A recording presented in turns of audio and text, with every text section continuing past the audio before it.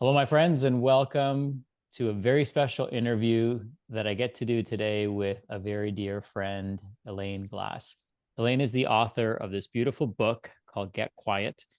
And in this book, she has an amazing framework and a series of steps that we can all incorporate into our lives to help us go from feeling lost to feeling found. What I love about Elaine is her amazing energy, her very intentional presence that she brings to any conversation that she has. And in getting to know Elaine over the last few years, when you get to speak with her in person, she makes you feel like you're the only person in the room. And so she's one of the people that I admire very deeply. I refer to her as my soul's cheerleader because she's always cheering for me and other people who are doing great work in the world. And so thank you, Elaine. Thanks for joining me today. It's my pleasure, Sachin. Thank you for that beautiful introduction. I really appreciate it. Oh, absolutely. Thank you for being a cheerleader to my soul and for cheering for others. And I love the intentional presence that you bring in every room that you're in, and it's very palpable. So I'm curious as to whether you recognize that or not. Is that something you work on in terms of cultivating, or is that just how you're wired and who you are? I noticed that about myself when I was 7 years old. I was on the playground as a little kid and my classmates would come up to me and want to talk with me, and they would just pour out their emotions and feelings, and I didn't know who I was being at the time, but every time they would come to me and then leave, they would leave happier. So I really feel like I'm circuited that way and I came in that way. Hmm. Tell me about your childhood growing up. I know your father was a dentist, if I'm not mistaken, Yes. and Yes. you went into that path as well for a little bit. But He tell me about loved your dentistry. upbringing. He loved. Okay, so I'm sorry, I'm interrupting you, but if I may ask, like, just tell me about what your upbringing was like, and if this gift of yours was fostered or recognized from your childhood by others.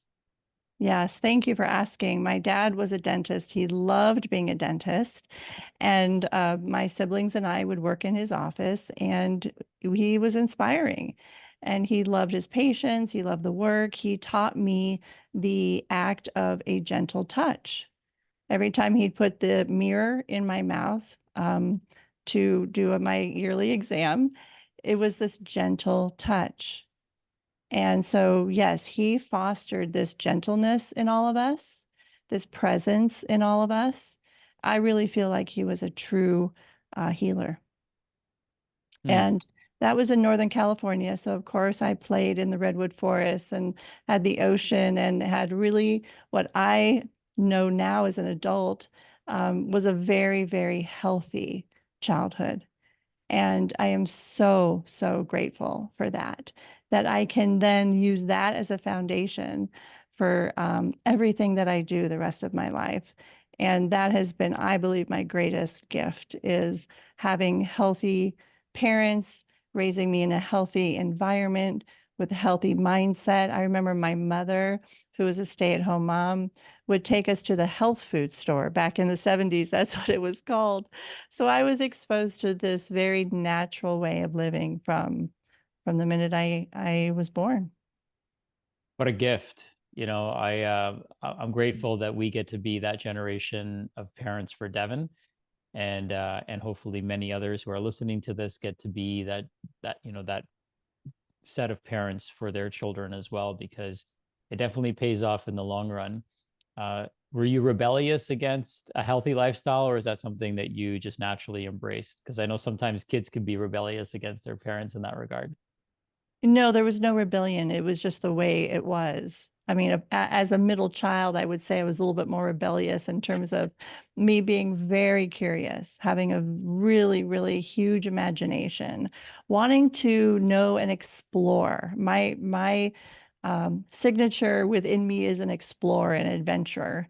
So that would be the only thing I would have thought back when I was a teenager, like, how can I get out of here? How can I see what's going on in the world? So that was probably my most rebellious time, is just to want to get out and see. But it wasn't that I wanted to leave my family. I just wanted more to know what was going on in the world and how I could be a part of it. Mm. So currently you live in Arizona, which is a beautiful part of the country. Where are some of your favorite places that you've explored? Oh, every part of the desert really speaks to me.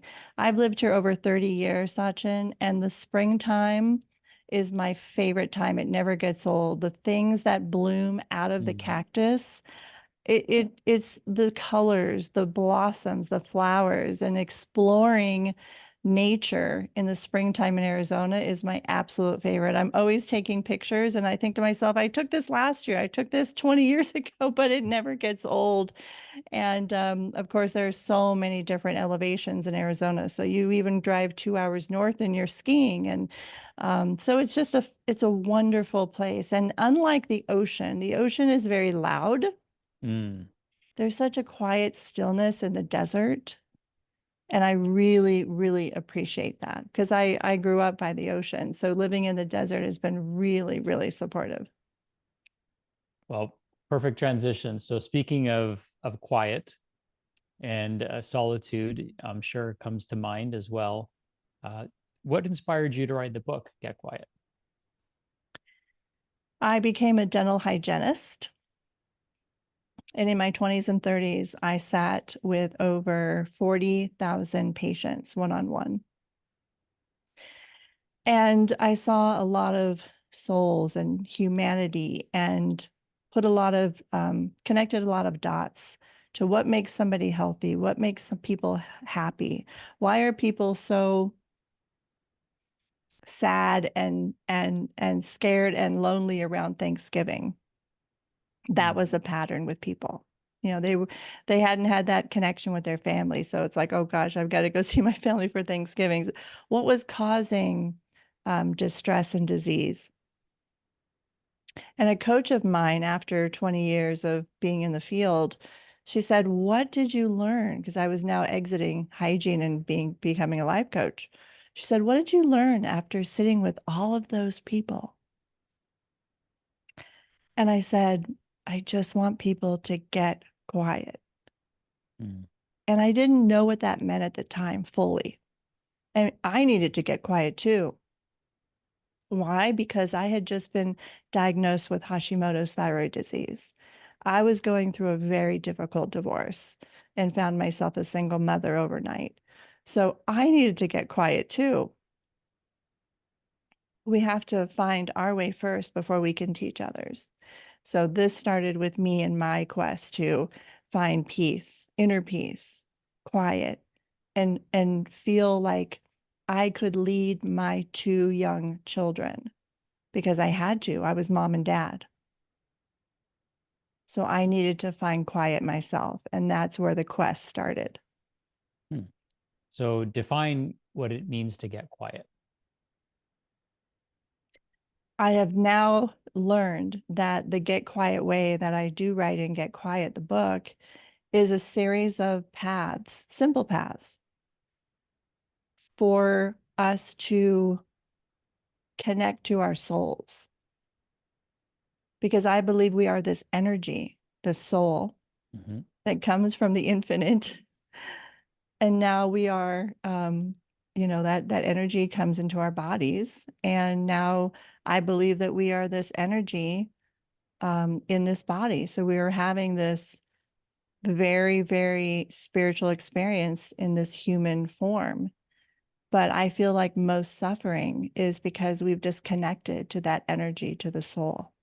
So this is a 7-path sequence of going inward to connect to your soul. So that body and soul are dancing together and not separate. Yeah, where do you feel like the separation starts? Because I feel like when children are born, right, they don't know the difference between everything that's in their surrounding, right? They're just at one with it because their ego hasn't developed yet. What do you think starts creating this separation from our souls and ourselves and starts shaping our ego? I believe that we are so much more than what we have been led to believe. Mm,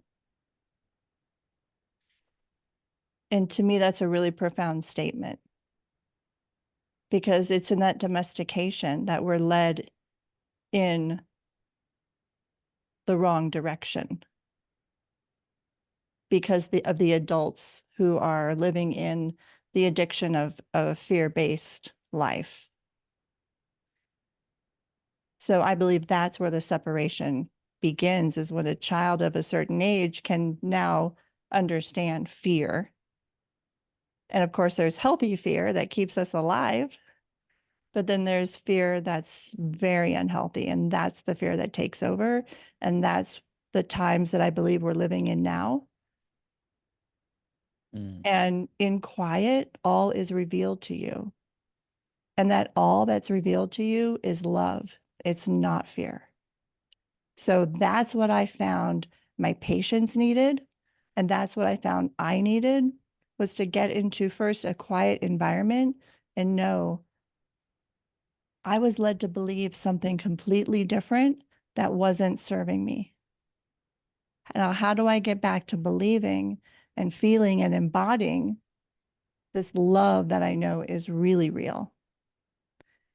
That was the quest I went on, and the 7 paths, because in Get Quiet, the subtitle is 7 Simple Paths to the Truth of Who You Are. These are the 7 paths that I took to get to that truth: a return to love, a return to knowing my soul's calling, and actually getting about the business of doing that. Mm. So when you started experiencing quiet, maybe you can walk us through what those initial steps were. So having that knowing of I need to get quiet is one thing, but then how do we find that in such a loud and noisy world these days? Well, the age-old biblical saying is, be still and know. Mm. But I feel like we're being still, but not knowing, because we're reaching outside of ourselves for the answer. So I understood that I do believe we do have the answers within us. I just didn't know where that within was, or what questions to ask to get to those answers. So I began this very accidental, or maybe not accidental, because everything I feel is in divine timing and supporting us, and to trust the unseen. So I bumped into a guy at a cafe one day, like 15 years ago. I was rushing to get my kids from the carpool line at school, and something inside of me just said, stop and talk to this guy. Even though my life was super chaotic, very loud, I could still be able to hear that little voice saying, stop, be present with him. Mm. Ended up, he guided me to a place called the Franciscan Renewal Center, which you know that you've been in that neighborhood near my house in Arizona. And in the back of that property, I went and found a labyrinth. And I don't know if uh, your listeners know what a labyrinth was. I didn't know what a labyrinth was, but it's a 4,000-year-old ancient meditative tool that was used to help people connect, like a pilgrimage to connect to God or their soul, to connect inward. It's not a maze. It doesn't confuse you. You go one way in and one way out, but it does traverse around, which really is a metaphor for life's twists and turns. Hmm.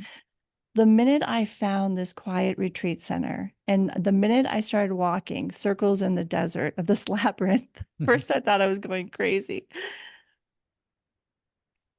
I heard God's voice, my soul's voice, so loud and clear that first day. There was nobody there. It was quiet. The desert is so still. And I heard the message, surrender. Hmm. 15 years later, I'd have to say that's probably one of the most important messages I've ever heard. It's like my spirit team was there saying, hey, this is the main thing you need to learn. And surrender is interesting, because it could mean surrender to what is, but what I have found is it's really surrender to what can be. And this is what I did, and this has been the journey. And this surrendering has helped me get to sitting with you here today as a published author. Very exciting. So those were the first steps I took to getting quiet. So if you could maybe unpack that a little bit, what did surrendering look like for you at that time? At first, I thought, well, how am I going to surrender anything? Because if I let go and hold, let go of everything I'm holding, because particularly for healthcare providers, people who nurture, moms and dads. We hold so much. We hold the weight of the world on us. And we hold a lot that we're not really meant to hold to stay in control of our lives. So surrendering at that time was first witnessing what I was holding that I no longer needed to hold, having faith to know that if I did let go, that I would be supported, that my life wouldn't completely fall apart, that my children's lives wouldn't completely fall apart. Because as a single mom, that's what I was most worried about. And to trust.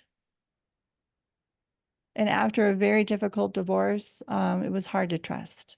It was hard to trust. It was hard to love. And I was just like this wounded, little child at the time. So a lot of lessons around surrendering. But then I started seeing synchronicities popping. Because the day that I heard that message to surrender, I went back to my car. I turned on the radio, and the announcer was talking about the topic of surrender. Hmm. So I was like, okay, Wow. there's something going on here. And I tell you, I couldn't go back to that labyrinth for a month later because it literally freaked me out. I was like, what is going on here? And I really, really realized that something was about to shift in my life and I had to be ready for that. So I went back 4 weeks later because I just couldn't go back any sooner. And it was in that second time around that I heard another voice that said, "You are not alone." And I started singing that Michael Jackson song, "You Are Not Alone, I'm Here Yeah. With You." Because that's how this unseen, the spirit team catches your attention. It's like music or license plates or anything that you would respond to and recognize. And I love Michael Jackson. So I started singing this song. Well, I get back to my car, turn the car radio on, and that song No is way. playing. Wow. When you get quiet and all is revealed to you, this is when your life changes. This is when your soul begins this awakening. It's when your body and the soul can begin to unite. And you can now understand that there's an energy, a signature energy that we are all born with, embedded in our DNA with our soul's calling. Mm. This is the crux of what Get Quiet will teach us in the pattern that I lay it out, is we are able then to know why we are here. It is what has taught hundreds of my clients to know why they are here, their purpose, their contribution to humanity. Mm. Because we're really all here to solely help humanity awaken. And we're all doing that in our own individual way. And I want to recognize you because you have helped, you have been my mentor toward that awakening. Mm. So I see you in that way for me. No, thank you. Thank you. I appreciate that. That means a lot. One thing that's coming up for me and maybe just boiling to the surface for me is this almost this fear of discovering who we are or hearing that message, to hear that we're not on the path that we need to be on, or we need to reinvent our identity, or maybe there's a different plan for our soul than the plan that our ego designed for us. And that delta, that difference, can be quite a chasm for some people, I would imagine. And that's what's boiling to the surface for me, is like, man, if I were to like fully surrender and I were to get a message that, hey, you need to be doing this, like so much of who I am and my identity and my contribution is wrapped up in that. The opposite could be true too. It could validate that I'm on the right path as well. So help me maybe unpack that a little bit. Or does that come up with your clients, like that fear of surrendering? And maybe my word wouldn't be surrender if I went through the process, but what does that look like? Or what comes up for your clients when you're coaching them through a process like this? The first thing that I say to them is, because I do believe that we are here as humans, um, needing to experience ourselves in as many ways as possible. So, with that overarching theme, it's not so scary to shift our identity. It's not so scary to shift who we're being. It's not Mm, so scary to shift what then we're doing. You know, so many of my clients have been gone through 3 or 4 different careers, and they embrace that because at the core, they're just being who they came in as, that energy. Like I was telling you as a child, I knew at 7 years old I had a certain presence. They have a certain presence. You have a certain presence. Everyone has a certain presence. And no, then it doesn't really matter what you do with that. It's just that you carry yourself everywhere you go. But our minds get in the way and say, oh, well, this is my identity and it has to be this way for the rest of my life. I can't shift or alter that because that's just who I am. mhm. Instead of saying, well, who do you be? Who are you being? And I believe that just being in this present moment is all you have to do. It's all you have to be is to just be. It's so simple, but our minds and the ego and the programming of what society tells us is success does not align with that. But that's where I feel illness and disease and suffering comes from. And I know that for sure because I've noticed it in myself, I've noticed it in my clients, and of course, all those patients, 40,000 of them. What was causing them suffering? What was causing them disease? And then people say, well, I have to make a living. I have to make money. I have to do something that can help me, live my life. Then choose something where you are really activating that signature soul's calling that's embedded within you. That's what we're here to reveal to ourselves. That's what we're here to be being and doing. And that's where you're going to make your money. That's where you're going to be successful. That's where you're going to be fulfilled and have meaning in your life. But we choose things that are so out of alignment because we're forced to, or we feel like, our parents are telling us to go in a certain direction. Every path is going to lead you back home. There's no wrong path. Mm. But why not set ourselves up or why not set our children up to getting quiet, walking these 7 simple paths and really being able to tune in and make a great decision for ourselves to activate this signature energy called our soul's calling? I went to after I first heard you talk about the labyrinth. I found one close to me, and I went there. And I don't think I created the right experience to get the most out of it because I was there with my brother, my Deepa was there, Devin was there. They hadn't heard our conversation. And so the context for them was very different than the context I went to it with. And my mission, my vision is to go back there or find another labyrinth and go there just by myself. I'm one of those people that enjoys my own company, and I imagine you're the same as well. And of course, I like being around people, but I can be by myself for days at a time, to be quite honest. And so I think I need to go back by myself. So walk me through what kind of if somebody is going to listen to this and find a labyrinth, is there anything that they should do to prepare? Is there anything they could do to enhance their experience, or do they just go in, walk the path, and listen for that voice? Like what would be your guidance for somebody who's new to going to the labyrinth and walking it? Yes, first you can find a labyrinth near you at labyrinthlocator.com. There are thousands around the country. And also in the book, Get Quiet, there's a finger walking labyrinth that when you use your non dominant hand and you trace it, you get the same beautiful feeling. But let's say you want to go out in nature, which that was my preferred way. You approach the labyrinth without any expectations. You approach the labyrinth and first of all, you feel the quiet, You feel nature. You might feel the sun on your skin, the wind blowing through your hair. All your senses come alive. And you just step in and start walking. I love seven circuit labyrinths myself. That's what the book is based off.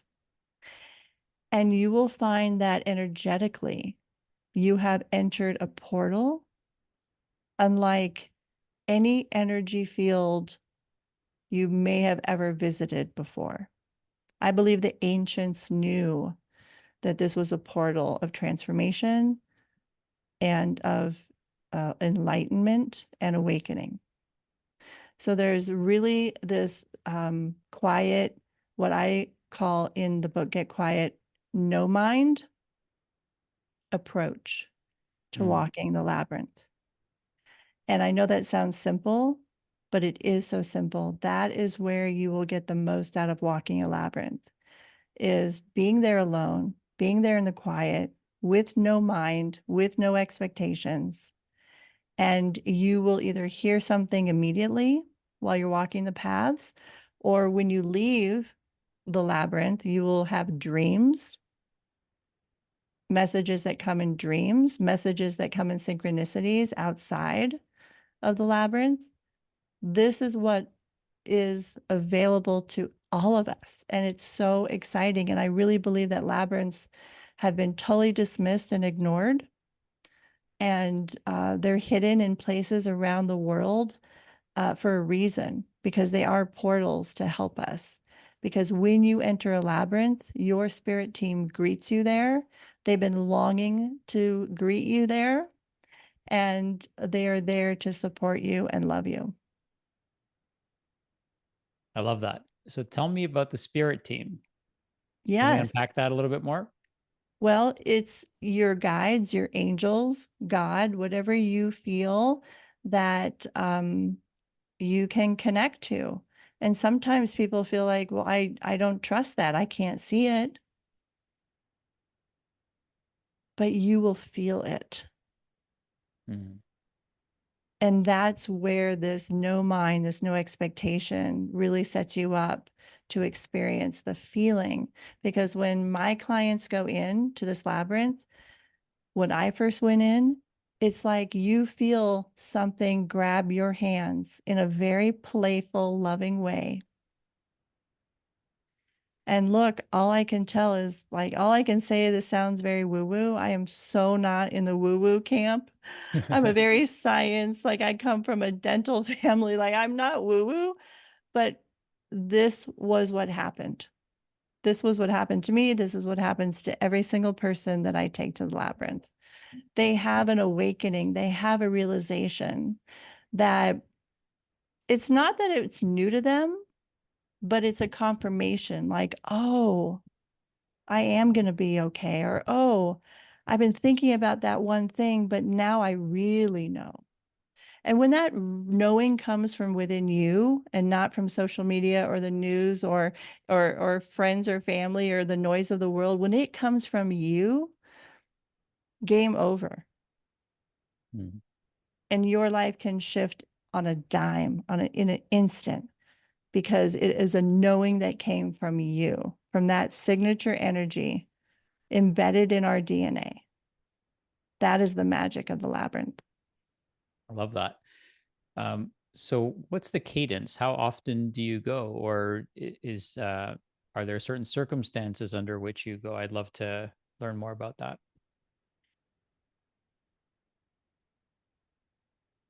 Isn't it the truth that when we are desperate to hear a message, when we're desperate because we are maybe in a health crisis or in a life crisis, that we turn to God or we turn to the universe for answers? Mhm. I will say that that is most of the time when people turn to the labyrinth. Of course, you can be preventive and go there and hear the messages that would be good to know on a weekly basis. But most of my clients do come because they are lost. They are suffering to some degree. But It's always there for you. The answers will always be there for you. You can use it as a walking meditation, which that's what I used it for. And that's what a lot of my clients will do is I have one client who has one just next to her office. So she'll go there sometimes for lunch and walk it and come back. It's not always easy to sit in meditation, but it Mhm. is a beautiful walking meditation, which I feel is very supportive to a lot of people today, is that they can do this in a walking way. And you don't even need a labyrinth. I learned a lot of lessons in the labyrinth, but I take those same lessons and I can walk in my neighborhood and still get into that state of being where you're tuned in and present. And so you don't have to be in a labyrinth, but it certainly is very supportive. Have labyrinths been? I mean, they're all over the world. There's literally, I went on the website. There's several pretty close to me, but there's literally thousands when you look at the map. Uh, have they been studied with any scientific scrutiny? I'm curious as to if scientists have studied this and if there's something that they're discovering. Maybe it's the way we're walking or the path that people take. Uh, did you uncover that in writing your book? Only anecdotal, they're only anecdotal stories. I think it's just one of those intangible things that there have been a lot of stories, such as mine, such as my clients, such as thousands I read to write Get Quiet and to understand what was going on there. But when we're dealing with energy, sometimes that can be measured. A lot of times it can be measured.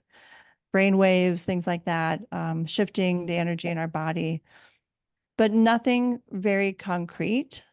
People will say they have, but all the research I did, there was really nothing concrete other than people's personal stories of transformation and awakening and health, sudden, immediate health um, heal, healings. It's one of those places that these things happen Hmm. because of the energy shifting in our bodies and the way in which we traverse the paths. I'd love for you to share a story of one of your clients, obviously keeping their name anonymous, but just so our listeners can kind of appreciate the shifts that can take place for people. Wow. Okay, which one? Yes. So I had a client come to me and their marriage was they were separated with 5 children. And this always pains me because it's a personal you know, charge for me because of my own personal story of divorce. And I always just think of the children involved in any situation and family dynamic where the parents are thinking of that. So my client came to me suffering and needing messages and answers. I took them through the paths of Get Quiet, the 7 paths, where their bodies were in suffering mode, but they were totally disconnected to their soul and the messages the soul was trying to tell them. After a full day, because I do full day retreats, after one full day at the labyrinth, they totally heard what was going on, what their role in the marriage was, the changes they needed to make. And that couple stayed together because of that, because that person was able to hear their own messages and not the noise of the world telling them what to do. This is what it is. It's you get to hear your soul's voice. Hmm. You're leading you. And sometimes for the first time in your whole life. Yeah, it kind of reminds me of that quote from Ram Dass, that in the end we're all walking each other home, but in a situation like this, it's like we're walking ourselves home to the center of who we are. That is so beautifully said. We are walking ourselves home. Hmm. So let's unpack the soul a little bit more. I know that's like a topic of great interest to you and probably our listeners as well. Uh, you know, the way I kind of describe the soul, the way it's been described to me rather, is that we're all part of this ocean of consciousness. And when we're embodied in this physical body that we're like the wave that's coming out of the ocean. But essentially we all go back in to the ocean and become one with it again. Um, how would you describe the soul? It's, to me, it's the energy. It is our signature energy that originates from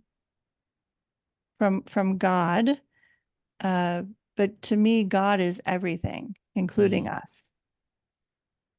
God is not only outside of us, but within us.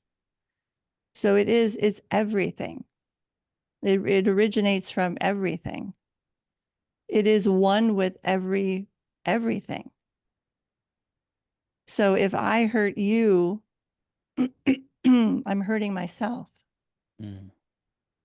And that's why the world today doesn't make sense to me, because in so many ways, we're just hurting ourselves. Excuse me.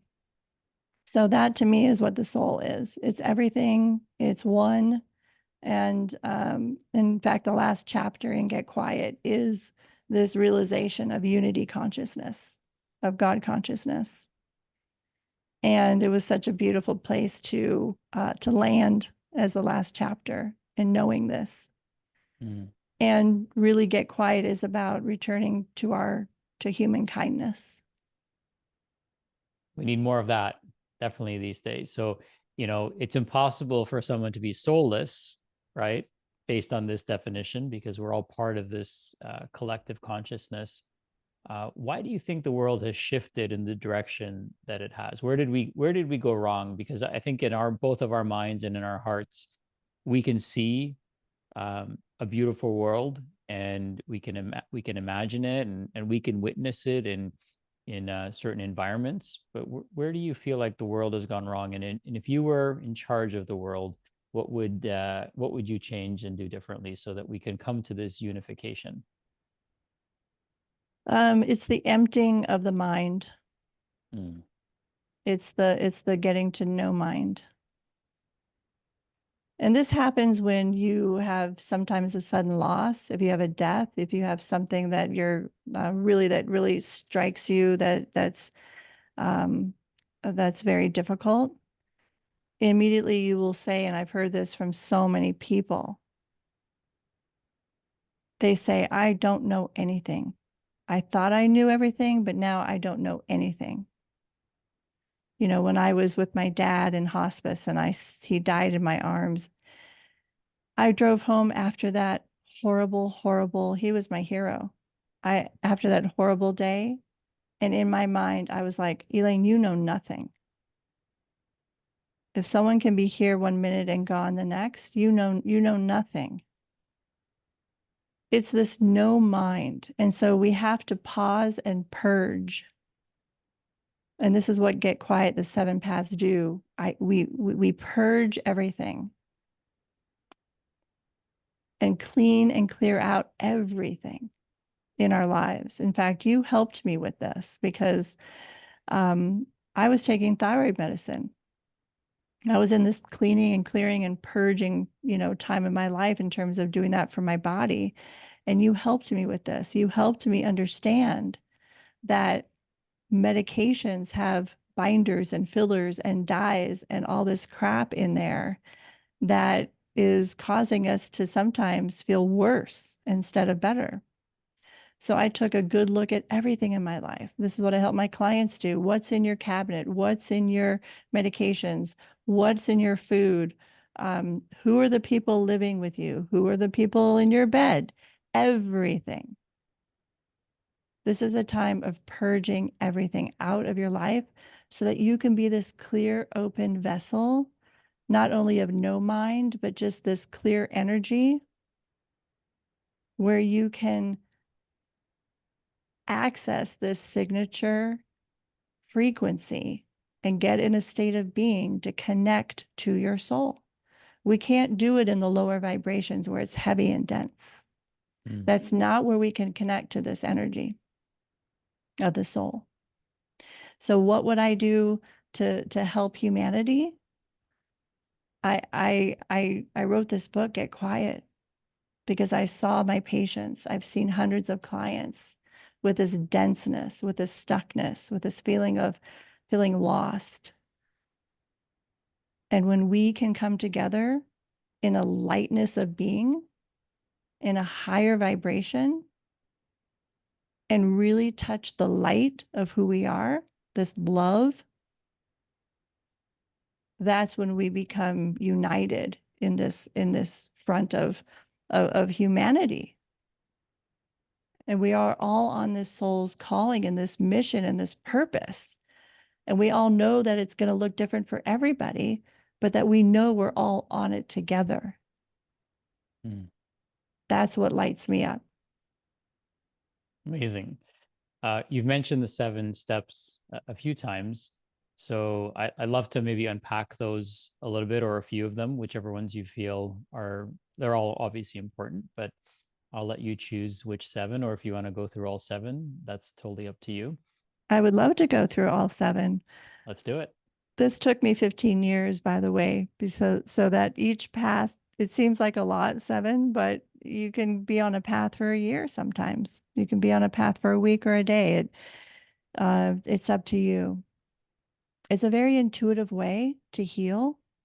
It's a very intuitive way to help yourself heal, to facilitate your own healing. The first path is to nurture your body. And each path has an energy point of the body. So the energy point of nurturing your body is your abdomen. The second path is clearing out your environment. That is the path of the heart energy. The third path is cleaning and clearing out the mind, no mind. And this is kind of a neat path because it's the outermost ring of the labyrinth, the longest path, because I feel it's the most difficult. It's the path that abuts up to the outside world. So we're always a little distracted, wanting to go outside that labyrinth. But it really helps you say, no, I need to stay in this labyrinth. I need to do this work. The fourth path is to get rest, because I believe that when we are in that state of rest and relaxation, that we can access our brilliance. The path after that is grounding, which I know you love. I love being when I'm with you, I see your grounding shoes. And so I always am reminded of you on this path. And the path then is of the feet. And what I saw on this path is that we not only ground down into the earth, but we also ground upward as well to the heavens. So it's this upward and downward, so that we are not only humans, but we are of the divine as well. The next path after that is our legs. This is where my clients begin to dream again, especially for people who have been taking care of others for years and years. Now they are able to connect to their own dreams and their own desires and really begin to create again. So this is the path of the legs. After that comes the path of your intuition, and that's the energy point of your tailbone, because I saw that that's where the intuition is in our tailbone, and goes up and down our spine from there. And then you finally reach the center, and that energy point are your shoulders. And so you crisscross your hands and you place both hands on opposite shoulders, and you give yourself a big hug, because you know now you have reached the center of you. You've connected body and soul, and you have united with the universe and God within you, God outside of you, unity consciousness. And these are the 7 paths. I love it. One of the things that is probably and okay, so let me back up. So would you want to do these all in that order? Or can you switch up the order? What are your thoughts on that? Initially, what I always recommend is that you read Get Quiet, or you can listen to Get Quiet. I read the book, and each chapter actually in the Audible is they've set these visualizations, these energy points to music. So it's a beautiful listen. if you rather listen to the book. So it's really going through the 7 paths in order, understanding that while you're reading the book or listening, you're actually doing the same cadence as if you were walking the labyrinth, because that's how I set up the chapters of the book. Hmm. So just by listening or reading the book, you're actually really energetically walking the labyrinth, which is super cool. After you read the book, then I would suggest that you write down in the last chapter, all 8 energy points are there. That's when I would lie down in bed, have clients do this just maybe at break time at lunch, tune into those 8 energy points and see what energy point speaks to you. This is a body scan that helps you tune back into, okay, what area of my body needs more attention? And that will then guide you to the place in your life that needs more attention. So um, the other day I found that my heart area was felt a little off. So then I go back to that chapter. Oh, that's the cleaning and clearing of your environment. What's going on there? So it's just this roadmap to help you connect the dots from how your body's feeling to what's going on in your life, so that this really helps you have direction on how to help yourself on a daily basis. So first, to answer your question, go through all the paths in order, and then go back at your leisure to check in how you feel each day. Okay, wonderful. Elaine, I'm curious, do you have, besides what you shared today, do you have a consistent or meditative practice that you incorporate into your life as well? I have been a transcendental meditator for over 30 years. That has always been something that's been very supportive. And I also then recognized that I needed to move. And that's why the Get Quiet Way, this movement practice of meditation, helped Hmm. me expand on the TM meditation. And so now I feel like because I have practiced this for so long, that every moment is a walking meditation in my day. Hmm. That's beautiful. So I feel like I just live in a state of that. Now, I've met your son, Michael. Uh, and having a young son, myself, Devin's turning 14 soon. They grow up so fast, as you're probably well aware. Um, how soon can, or how young can somebody be to start incorporating something like this into their life? First of all, I love your son. He is the most incredible child. I mean, the most amazing soul, Thank you. creative, bright eyed. You started very early, helping him grow in the most natural, beautiful way.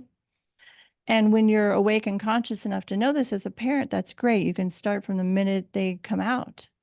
And most of the time, we're not awake enough to know these things. Mm. Um, and so if you have a toddler, up to a teenager, my kids are grown and out of college. At any age, children are the greatest imitators, as you know, but we have to, as parents, give them something great to imitate. So we go first Mm. because they will see everything we're doing. And then instead of waiting for them to ask, what are you doing? We tell them what we're doing. I walk through everything I do with my kids. I teach them everything that's happening. I also let them fail. And then we talk about our failures. Mm. I think that's really important. We don't call them failures. We talk like, what happened today that you didn't expect to go a certain way? And what did you learn from it? Because you can sit down and say, you need to meditate, you need to get quiet, you need to get off your devices. But as we know, that doesn't, we have to be the ones going first. We have to be the ones that say phones go away at dinner time, whatever. We have to be the ones creative and being in a certain state where we can be the camp counselor. We have to be healthy and happy and energetic so that every weekend that comes along, we're taking our family and we're doing fun things. And we show our kids that we are not living in our most natural state right now in the world. Mm. That we have gotten far off of living in our natural, healthy way that our ancestors did. I'm not saying technology and all these new innovations haven't helped us. It has, but they also have controlled us. Mm. So how do we take back our humanity? And I really feel it starts with the family unit and the parents teaching our kids a different way to live and the permission to live a different way and making them confident to know you can make these courageous decisions, even though your friends might be saying, well, what are you doing? That's stupid or ridiculous. No, no, no.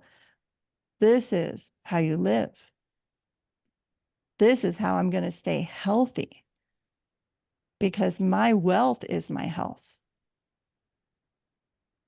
It's so interesting because, thinking back to high school and early on in college, we have to make such important decisions that are going to really take us down a certain path in our career and our lives. And I almost feel like very few people are prepared to make those type of decisions because there's so much noise and information coming from the outside.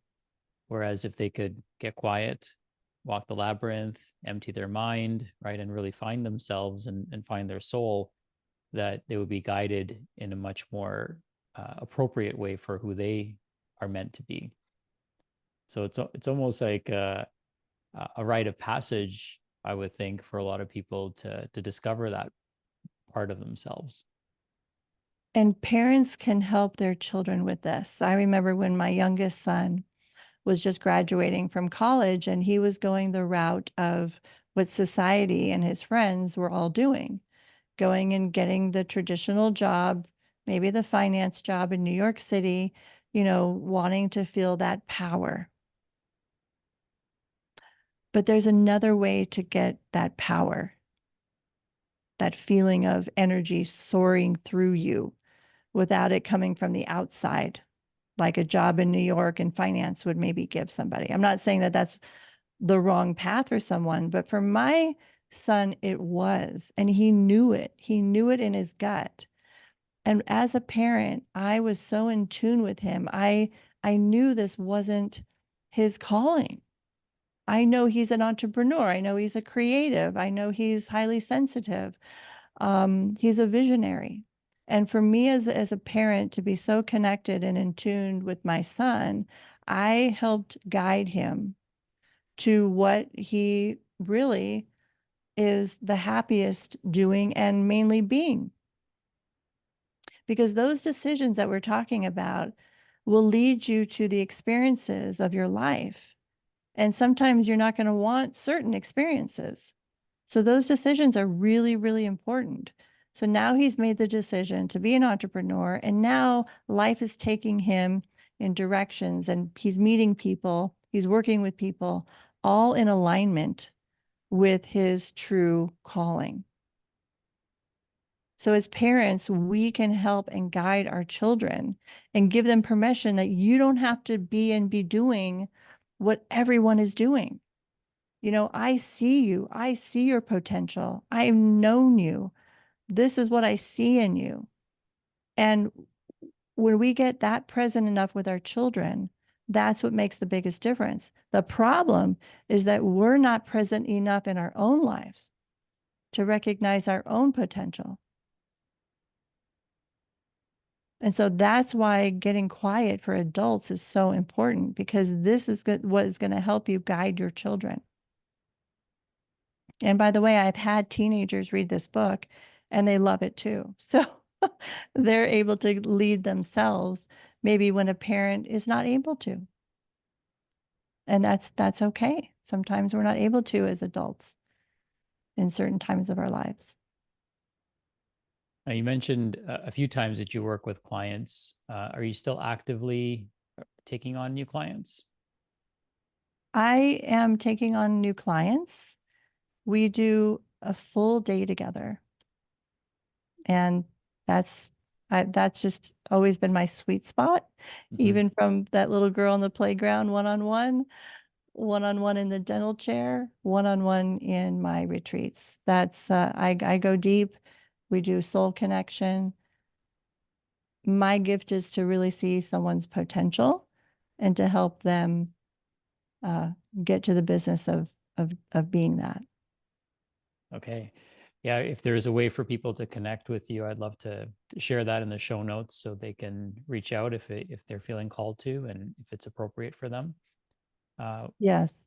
what haven't I asked you, or what's a question that you haven't been asked about the book, about the journey that you're on, the work that you're doing that needs to be asked and the world needs to hear the answer to?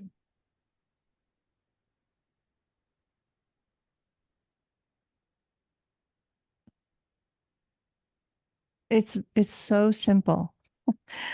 It makes me laugh because I always tune into my intuition in these moments because they're so profound the way that you ask them in particular. Life is always there supporting us and teaching us. When we can just be present to our lives and everything going on around us, that is our greatest teacher. It's not the noise that we're going to listen and learn much. It's just everyday simple things in life. There's no need to feel lost when you can just walk out your door and be present to life. So What a true. gift. So true. Well said. And, you know, one of the things I share with my clients is all the answers you're looking for exist in this present moment. And if we can be present to it, the answers are showing up in so many different ways. It doesn't just have to be one way because we live in a fractal universe where there's infinite, solutions for every problem. And it's just wonderful to hear you articulate your message. I love the book. I listened to the audiobook version, and I will say I really enjoyed your soothing voice and the music and the way the book is structured. So thank you for creating such a wonderful work of art and inspiring me to be always a better version of myself in your presence and others that you've influenced in a positive way. And thank you for bringing this work to the world. It's long overdue and very much needed. And I'm so grateful that you're the purveyor and carrier of this message because I can't think of anyone better. Wow. Thank you so, so much, Sachin. I really, really appreciate you. My pleasure. So where do you want to direct people to grab a copy of the book? They can go to getquiet.com. And if they go there, they can actually not only buy the book, but then get a free download. It's a 6 minute visualization that I guide you through to beautiful music. Uh, or you could go to Amazon, anywhere you buy your books. And you can also find me at elaineglass.com. Wonderful. Thank you, Elaine. Thank you for everything that you do. Thank you for being such a great friend. I know I've turned to you in challenging times, and you always gave me such great advice. And I appreciate you very, very much. And here's to your continued inspiration to others and success in getting this book into as many homes as possible. Thank you so much. My pleasure. So have a wonderful, wonderful, amazing day to all of you listeners. Grab a copy of Elaine's book, grab the audio version. If you choose to, you can go to getquiet.com and also get the bonus visualization exercise. Everything Elaine does is done with extreme attention to detail and profound intention. So as you get to know her and get to know her work, just know that there's a lot of love and good vibes that go into the work that she does. So my encouragement is to follow her, grab a copy of her book, but not just don't just buy the book, read it and put it into action, because I feel like it truly can change your life individually, but then collectively as a consciousness, it's going to raise the vibration for everyone in the world. Thank you. Have an amazing rest of your day.